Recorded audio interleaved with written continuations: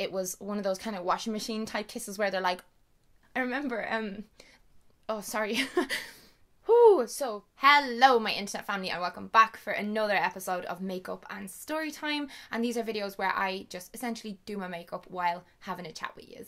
Very cash. Smidgen of a warning first. Today's chats involve quite a roller coaster of emotions, and my makeup is very much inspired by Rose from the movie Titanic. Rewatched it recently and I got so many feels, but it's lovely for a light, soft, everyday autumnal kind of makeup look. Please hit the like button if you would like to see these kinds of videos more regularly on my channel, and look in the description box if you want to know the product names of anything I use, because I was well distracted in this video. And no wonder, because today we're talking about one of the most important things in my life, cinema. So let's go. Yeah guys, I'm just looking over this direction at a mirror. Yeah, so Cineworld have actually invited me to share with you all some of my favourite cinema moments. I've been going to Cineworld in Dublin for years, and the cinema, which a lot of you know, is a hugely important part of my life. Like, I'm obsessed. Trips to the cinema are tied to so many important memories and life experiences for me. And my love affair with the cinema has never been just about going to see a film. It's everything. The escapism of seeing, you know, a new story unfold, yes, and like getting lost in a story, but it's everything else. It's like one of the only constants in my life that's just always there when I need it, when I'm sad. The atmosphere in that room, like that magical, dropping everything, but that magical, perfect atmosphere in the cinema, like the wafts of popcorn and the anticipation you can feel in the room. It's like visceral of everyone before the ads come on. I'm going to tell you so many stories in this video, but like, it's just, for me, a huge part of it is getting out of the house and, you know, going and doing something, because like I've never been sporty. Like, there's so many different hobbies that certain people have that I just never had. Film was always my thing, you know. There are times of the year where you'll find me in the cinema like twice a week.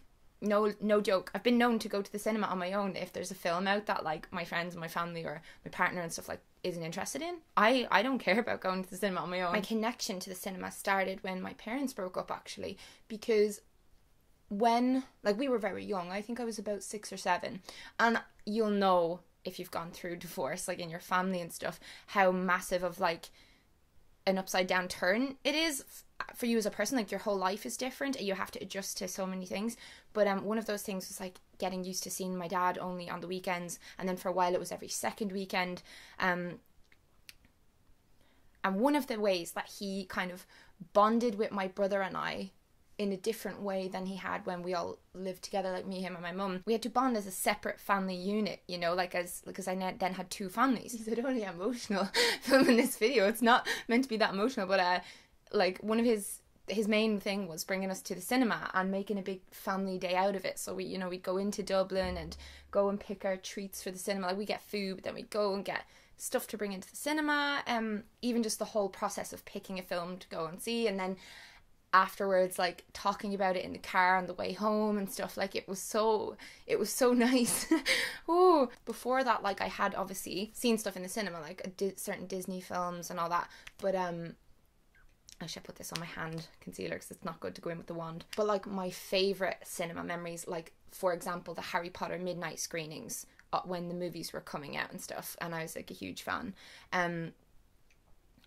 So many of those are memories I have with my dad and my brother, and completely unforgettable, you know. Like, people used to go along dressed up as the characters, and like people would just really get so into it, you know. And it's just really beautiful. Like, that's when I realized there's nothing quite like that buzz for me personally, and I actually like genuinely can't wait to have kids to experience that through them, like relive that feeling through them and watching the excitement on their faces when something they're really excited to see comes on in the cinema. I mean, I can wait. I'm definitely not wanting kids right now, but I'm broody. Hashtag broody. Hashtag not ready for babies yet, but can't wait.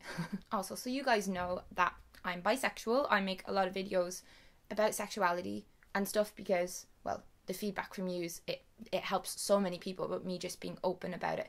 And I am an open book. So yeah, I'm very happy to cover topics to do with that. But when it comes to cinema, so many of my early crushes happened and began in the cinema. Like, I was one of those teenagers who would become absolutely infatuated with actors and actresses to the point that my mum would actually get concerned about me and think there was something wrong with me. I'd have posters all over my room, and I'd, you know, rewatch documentaries over and over again about actors and actresses that I liked, like Natalie Portman, Johnny Depp, Julia Roberts. My early confusion with my sexuality started in that dark room. Like, I remember thinking that I just wanted to be Angelina Jolie and I wanted to be Tomb Raider and stuff, even though I was sitting there like this, like oogling her in the same way that I would, you know, be super turned on by the Phantom of the Opera, if you know what I'm saying.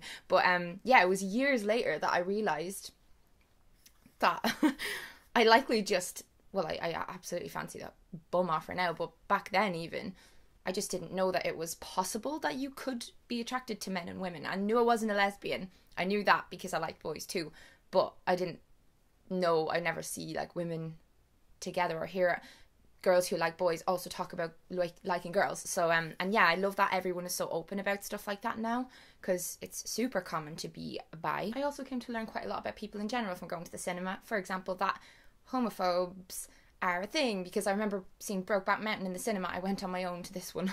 My dad was just like, no, you're all right, Mel, I'll skip out on that one. But yeah, I was actually in the cinema and people stood up and left when there was homosexuality on the screen, which I was just like, oh my god, because the whole point of cinema as well is like opening up your mind and life to different worldviews, different types of people, different situations. It's a learning experience, it's a growth experience, and I feel like through film and storytelling, it's like almost the best way to learn. Like, that's how I've learned so much just about people in general. That's how I became so fascinated with psychology, because I'd always loved the villains in movies. They were always the characters that I'd be the most obsessed with. But yeah, like seeing that, like reactions like that in real life to something that was happening in a story was just really shocking to me. Don't mind me working away at the brows to make them look much thicker, like Kate Winslet. My best friend and I in school were obsessed with going to see horror movies together, and like one thing that I feel like a lot of you will feel me on this, it was such a massive part of our friendship going to the cinema, because all of our like private jokes, all of our funniest, best private jokes were based around characters in films and like lines from films. So let me know down below if you're like that as well, where like you and your best mate just go around quoting films and doing the voices and stuff. It's so therapeutic having a good laugh. But like there was times when my friend and I would walk out of the movie because we'd be like distracting people so much that they'd give out to us.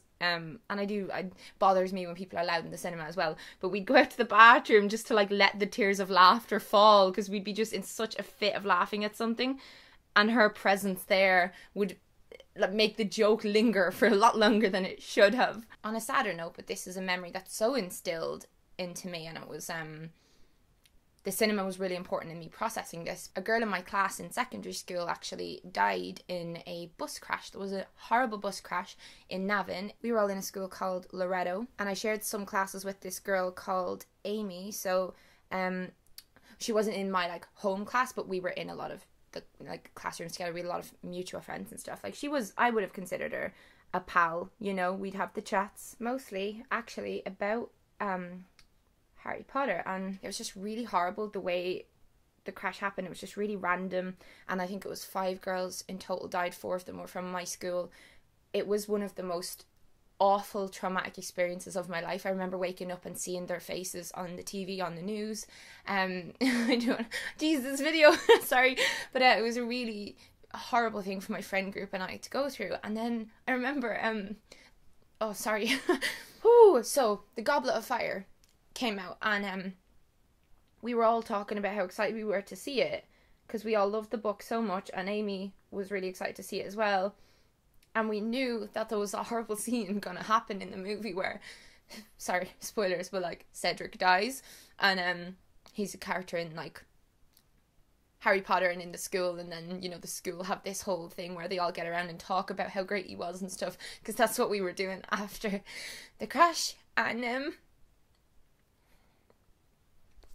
ooh, this is an authentic #spawn. Oh man. But yeah, we all went to that movie, and like in little groups, little individual groups from our class, from the school, went to see the Goblet of Fire, and it was so difficult, like, because it's a sad scene anyway, right? But it's not that sad. Like, it's Harry Potter.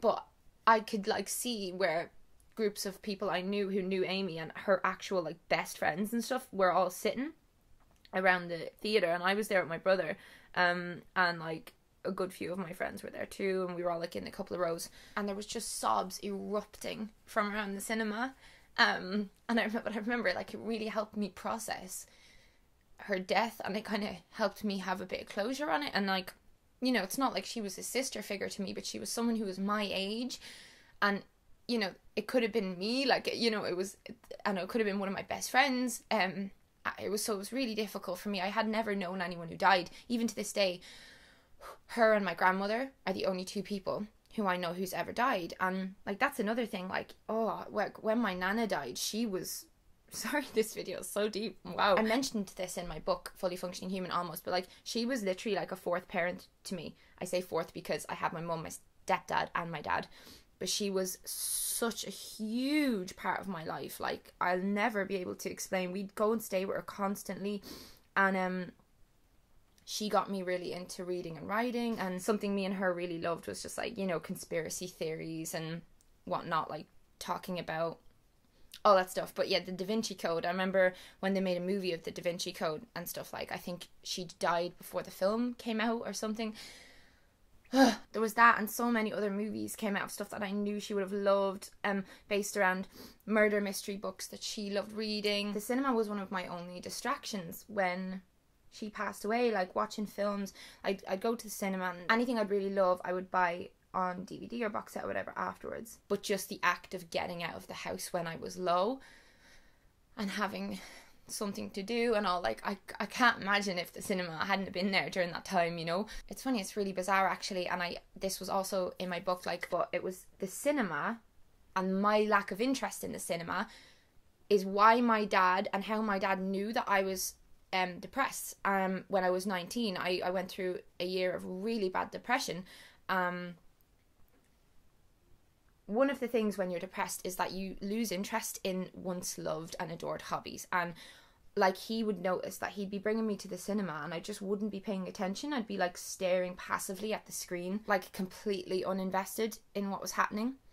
And he just kind of figured there was something going on. It's funny, out of every possible sign, that's the one. That's how he knew, because that is a testament to how important the cinema was to me and is to me. So essentially, my memory of, like, getting help finally for how I felt is so tied to going to the pictures with my dad. We call it the pictures in Ireland. The cinema, the pictures. It's like the way we call fizzy drinks minerals. We're so weird. But yeah, like, he dragged me to a doctor after that. It was after we went to see, I think it was like Bruno or something. I can't remember even, like, what the movie was or what it was about, but there was a scene I kind of, like, came to in the middle of the cinema. There was, like, a big willy just spinning around on screen, and it's like I'd zoned out completely, and I was like, wait, what is happening? And he was like, are you here right now? And, like, dates, oh my goodness, how many amazing dates I've had where the cinema was, like, part of the date. Like, even my first date. And I really do think that the cinema is such a good option for a first date, like, part of it, because I don't know how intimidating it is to go on a date when you've never been on one. It's, like, terrifying. I was 15, I think, for my first date, 14 or 15. I remember seeing a film. The film I went to was Saw 2, maybe number 2. I wanted to go to a scary movie because I'd always seen and heard of that kind of cliche thing of, like, when you're with someone and you'd be snuggling into them if you're scared and whatnot, and I was kind of hoping for a bit of kissing action. But yeah, being in the cinema with someone allows you to just be in their presence without having this pressure to fill silence and talk to them when you just need to get comfortable being around them first and kind of see what the chemistry is like in terms of body language and all that other stuff. Like, all that stuff is really, really important to me. Obviously, what they say and stuff comes into it when it comes to, like, maybe if you're getting into a relationship. But yeah, like, we were young and we didn't have much money, so obviously we weren't going to go out for a big fancy meal or a weekend away somewhere anyway. So yeah, it's a nice option for, like, teenagers who are going on dates, and you can get your kissing on without your family having to know stuff. I did get a kiss on that first date. Trouble was, I could taste the poor lad's dinner, and it was one of those kind of washing machine type kisses where they're like, that was not fun.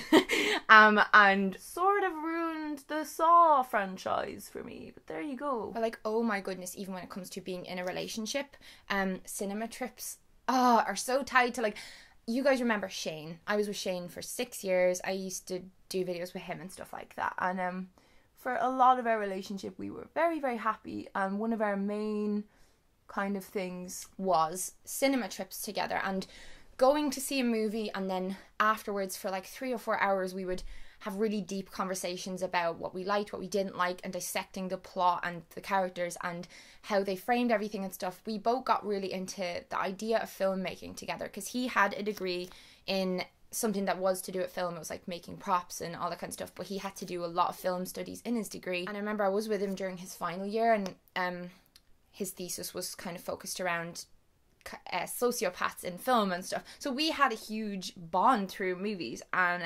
Cineworld is where we would always go together, and so I have a lot of really, really fond memories. It's a really nice experience going there for dates when you're in a relationship, and like it's like your thing every weekend. I think it's so important, even when you're in a long-term relationship, to have date night. So important. And that was our thing. Like, we'd go for food and we'd go for a movie. When I think about that relationship having 4 legs, you know, of like what held it up, one of the legs is the cinema. I'm not even joking. Again, with my mum and my dad's divorce and stuff, it goes back to that bonding and having this mutual connection and thing to talk about. It's like a common point of conversation. So those are just some of my favourite cinema moments. Please let me know if you guys would like me to talk more about film on this channel. You guys will know I made my first short film recently and I won an award for it.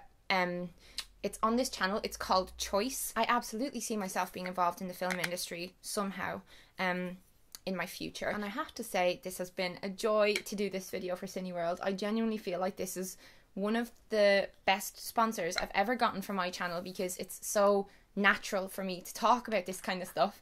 So Cineworld, if you're ever looking for an ambassador, I'd be very happy to work with you on like monthly favourites videos or something like that, because like, oh, this has just been like my favourite spawn video ever. Thank you for watching. Please share one of your favourite cinema moments in the comment section below. I'm going to read all of them, and I will see you guys in another video very soon.